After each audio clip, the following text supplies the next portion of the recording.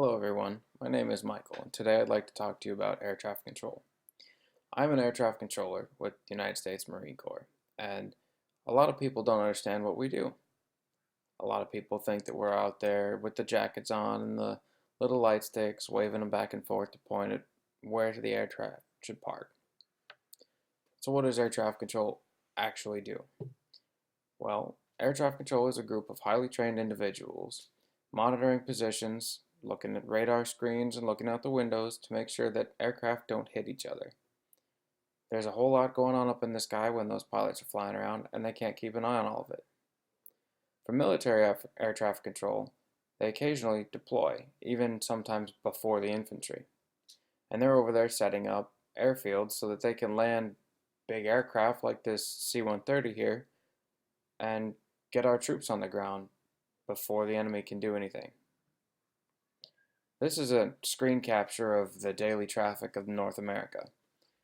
And as you can see, some of the thinner areas obviously don't need air traffic control services. But the denser areas, Washington, D.C., all through Chicago and Miami, they need air traffic control services. This is a breakdown of the centers. Center is the highest tier of air traffic control. They manage all airspace within their entire sector. So the Jacksonville Center would manage everything in northern Florida all the way up through the coast of South Carolina. This is the inside of a radar room, for example. This would be your normal arrival and departure facility. And these scopes would be manned, each one of them manned by one or two individuals, with another few individuals running the printers and the computers on the side, just trying to keep track of everything that's going on. And here's an up close of one of the scopes. You can see, if you've never seen one of these before, that's quite a lot to take in. Each one of these rings would be a mile marker, 5 miles actually, and the lines indicate routes of travel, and all of this helps the controller plan his actions. The next type of radar approach for final control is actually the final controller, and he has at his disposal the precision approach, the surveillance approach, and the tower we have ground surveillance radar and surface detection equipment. This is the scope for the precision approach radar. On the top we have the glide slope, and on the bottom we have the approach course. And all of these knobs and toggles on the side help to adjust the screen so that he can keep track of the aircraft, which is on the right side of the screen there, coming down the glide slope and through the approach course. This would be a diagram of what the pilot sees when he's approaching the airfield.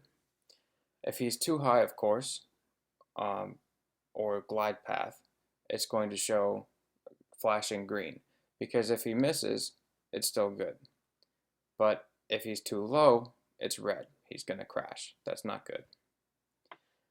So here we have tower, the other half of air traffic control. Myself, I'm a tower flower. My job is to go to the air traffic control tower every day and talk to airplanes that are flying around and make sure that nobody hits anyone else and everybody's playing nicely. For military tower control, we have the traffic pattern.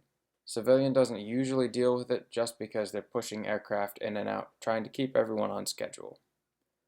But the military have to deal with this the tower traffic pattern with aircraft doing practice approaches to hone their skills. One of my favorite approaches is the overhead approach, or the carrier brake, where an aircraft will come in high and fast, and somewhere over the airfield he'll brake and turn hard, and then turn back around and come in low.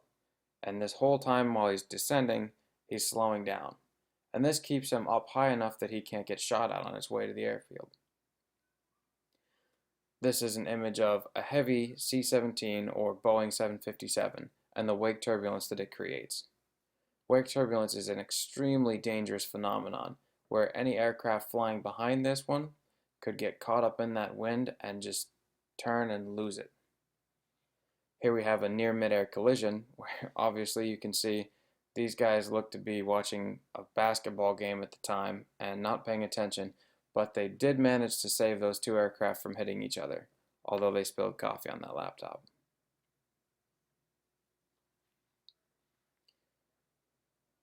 To become an air traffic controller, there's a long schoolhouse you have to go through, and this is one of the most important elements of it, the tower simulator.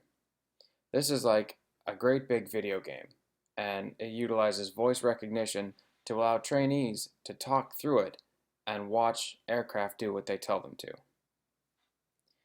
Here we have a chart from the schoolhouse, and it shows a couple of different facilities and navigational points and the routes published that aircraft will be taking, all these V routes or Victor routes as they're called. And the navigational aids, the fixes, all these things are tools utilized by pilots.